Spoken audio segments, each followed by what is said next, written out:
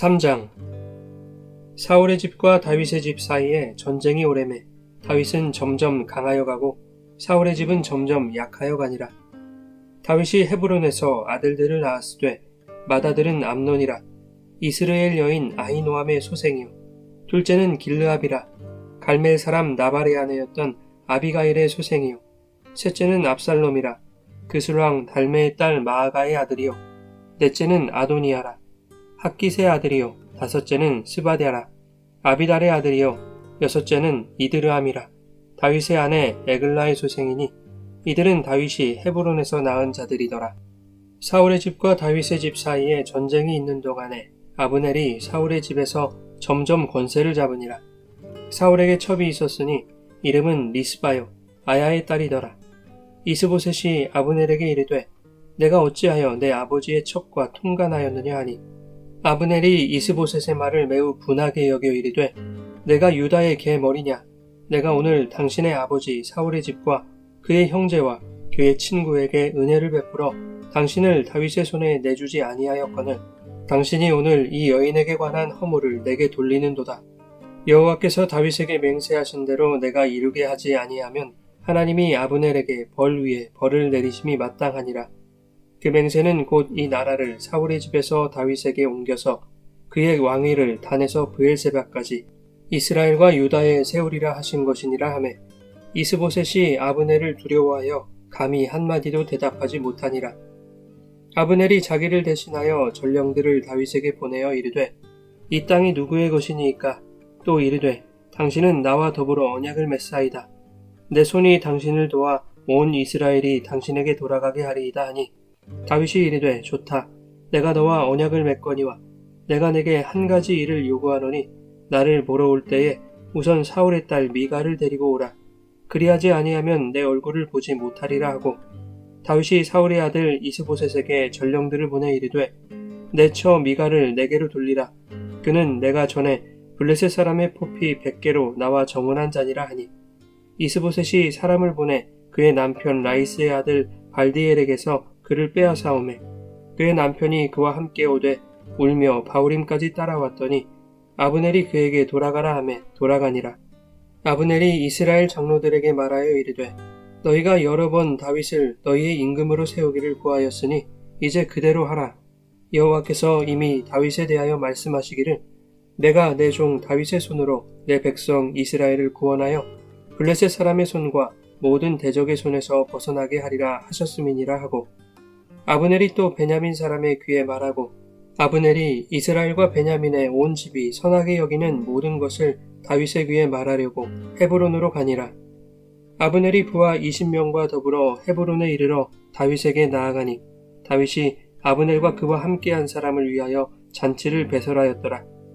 아브넬이 다윗에게 말하되 내가 일어나 가서 온 이스라엘 무리를 내 주 왕의 앞에 모아 더불어 언약을 맺게 하고 마음에 원하시는 대로 모든 것을 다스리시게 하리이다 하니 이에 다윗이 아브넬을 보내매 그가 평안히 가니라.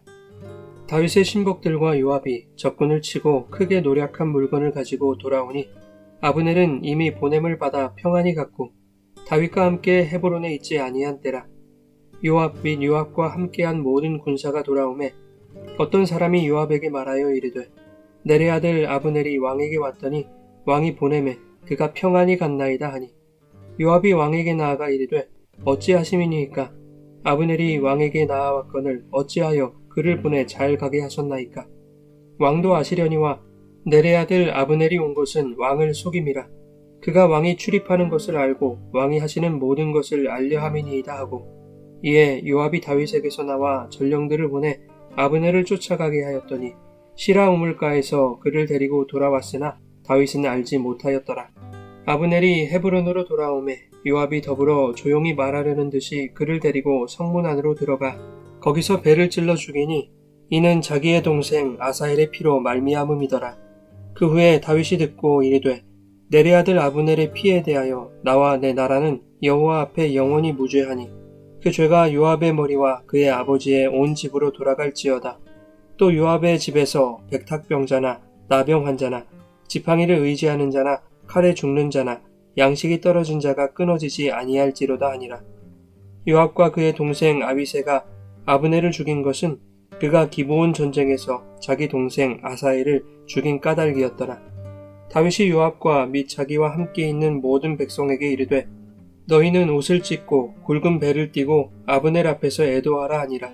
다윗 왕이 상여를 따라가 아브넬을 헤브론에 장사하고 아브넬의 무덤에서 왕이 소리를 높여 울고 백성도 다 우니라. 왕이 아브넬을 위하여 애가를 지어 이르되 아브넬의 죽음이 어찌하여 미련한 자의 죽음 같은고 내 손이 결박되지 아니하였고 내 발이 착고에 채이지 아니하였거늘 불의한 자식의 앞에 엎드러짐 같이 내가 엎드러졌도다 하매 온 백성이 다시 그를 슬퍼하여 우니라. 석양에 뭇 백성이 나아와 다윗에게 음식을 권하니 다윗이 맹세하여 이르되 만일 내가 해지기 전에 떡이나 다른 모든 것을 맛보면 하나님이 내게 벌 위에 벌을 내리심이 마땅하니라 하매 온 백성이 보고 기뻐하며 왕이 무슨 일을 하든지 무리가 다 기뻐하므로 이 날에야 온 백성과 온 이스라엘이 넬의 아들 아브넬을 죽인 것이 왕이 한 것이 아닌 줄을 아니라. 왕이 그의 신복에게 이르되 오늘 이스라엘의 지도자여 큰 인물이 죽은 것을 알지 못하느냐. 내가 기름 부음을 받은 왕이 되었으나 오늘 약하여서 스루야의 아들인 이 사람들을 제어하기가 너무 어려우니 여호와는 악행한 자에게 그 악한 대로 갚으실지로다 하니라.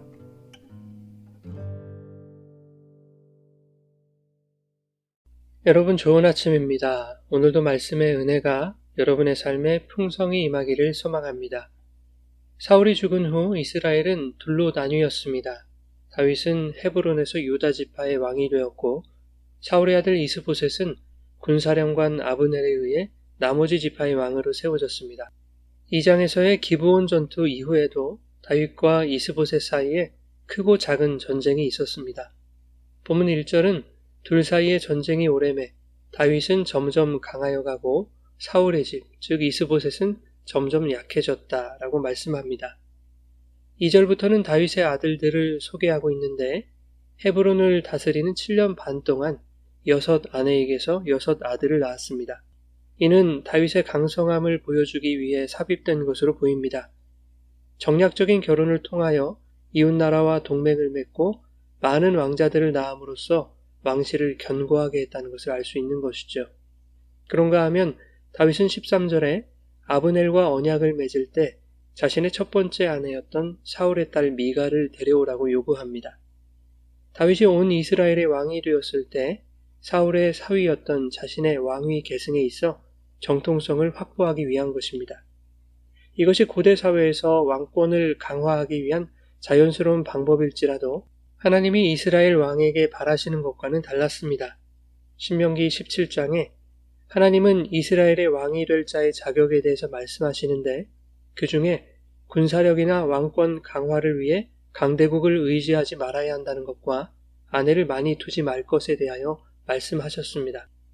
오늘 본문이 다윗의 강성함을 말하고 있는 것은 분명 긍정적인 측면도 있을 것입니다. 그러나 다윗의 마음이 점점 흔들리고 있다는 것을 보여주는 것이기도 하죠. 삶의 안정이 찾아오고 점점 힘이 생기자 하나님의 뜻에서 벗어나 세상적인 방법들로 눈을 돌리게 되어 이내 실패하게 될 다윗의 연약한 모습을 예고하는 듯 보이기도 합니다. 다윗이 강해지는 반면 이스보셋은 약해집니다. 자신을 왕으로 세웠던 아브넬이 점점 권세를 잡았고 급기야 아브넬은 사울의 첩이었던 리스바와 통간하기에 이릅니다. 왕의 첩을 건드렸다는 것은 단순한 불륜을 넘어 왕권에 대한 모욕과 반역을 저지른 것과 같았기에 이스보셋은 아브넬을 불러 따지게 되지요. 그러나 아브넬은 되려 왕인 이스보셋의 말에 매우 분해합니다. 그리고 아브넬은 다윗에게 전향할 것을 선언하죠. 이에 이스보셋은 아브넬이 두려워서 한마디도 꺼내지 못합니다. 그 정도로 힘없는 껍데기 왕이었던 것이죠.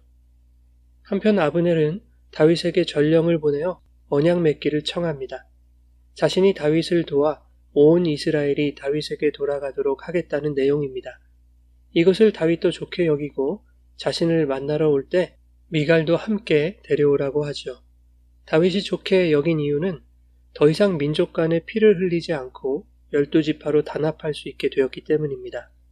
아브넬은 이스라엘 장로들에게 다윗을 임금으로 세울 것을 제안하고 설득합니다.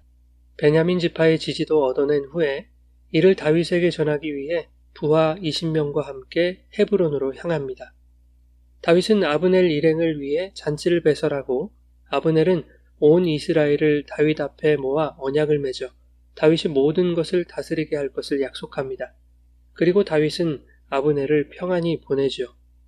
후에 이 사실을 요압이 알게 되었고 요압은 기브온 전투에서 자신의 동생인 아사엘을 죽인 그 아브넬을 살려보낸 다윗에게 화가 단단히 났습니다. 어찌 아브넬을 평안히 보냈느냐며 다윗에게 항의를 하죠. 다윗도 요압의 불만을 예상하지 못한 것은 아니었을 것입니다. 그러나 다윗은 개인의 원한보다 이스라엘 12지파를 하나로 통합하는 것이 목적이었습니다. 게다가 동족 간에 더 이상 피를 흘리지 않아도 된다는 것보다 좋은 방법은 없었던 것이죠. 하지만 요압은 다윗의 뜻을 받아들일 수 없었고 다윗에게 알리지 않은 채 아브넬을 쫓아가 그의 배를 찔러 죽입니다. 동생 아사엘의 복수를 위한 것만은 아니었습니다. 아브넬은 사울의 사촌이자 이스보셋의 당숙이었던 군사령관으로서 이스보셋 진영의 실세였습니다. 그러니 다윗의 누이 스루야의 아들이었던 요압에게 있어 아브넬은 강력한 정적이었던 것입니다. 지금 죽이지 않는다면 민족이 통일되었을 때 자신이 아브넬에게서 서열상 밀릴 수도 있다고 생각했을 것입니다. 요압이 아브넬을 죽였다는 소식이 다윗에게 들렸습니다. 이것은 아브넬이 이스보셋을 반역한 것처럼 요압이 다윗을 반역한 것과 마찬가지입니다. 다윗은 요압에게 반역죄를 물어 처형하지 아니하고 그를 저주하죠. 39절에 다윗은 스루야의 아들들인 이 사람들을 제어하기가 너무 어려우니 여호와는 악행한 자에게 그 악한 대로 갚으실지로다 라고 말합니다. 자신의 왕권이 확립되지 않은 상태에서 군 최고 사령관인 요압을 제거하기에는 무리가 있었던 것입니다. 만일 요압을 죽일 경우 정치적, 군사적 혼란이 야기될 수 있었던 것이죠. 그래서 다윗은 어쩌면 피 흘리지 않으면서도 왕으로서의 자신의 정당성을 확보하는 방법을 택했던 것 같습니다. 아브넬을 장사하고 직접 상여를 따라가면서 눈물로 애도하죠. 그를 위하여 애가를 짓는가 하면 백성들이 권하는 음식도 마다하며 그를 위해 슬퍼합니다. 이렇게 다윗은 자신이 아브넬을 죽이지 않았음을 증명하죠. 이런 다윗을 백성들이 보고 기뻐합니다. 오늘 본문은 뭔가 석연치 않습니다. 복잡한 이해관계와 정치 군사적 상황들, 인물들 사이에 얽히고 설킨 갈등과 긴장관계, 이것들이 시원한 결말이나 확실한 교훈을 보여주지 못하는 듯 보입니다. 이스보셋을 반역한 아브넬이 하나님의 사람 다윗과 언약을 맺고 그에게 전향하지만 다윗의 신복이었으나 왕의 뜻을 저버린 요압에 의해 죽는가 하면 강성해진 다윗이 자신의 뜻에 반역한 요압을 제어하는 데 어려워하는 이 복잡하고 어려운 상황들을 통하여 우리에게 주시는 하나님의 메시지는 무엇일까요? 오늘 우리들도 이러한 복잡한 관계와 상황들 속에서 살아가고 있다는 것입니다.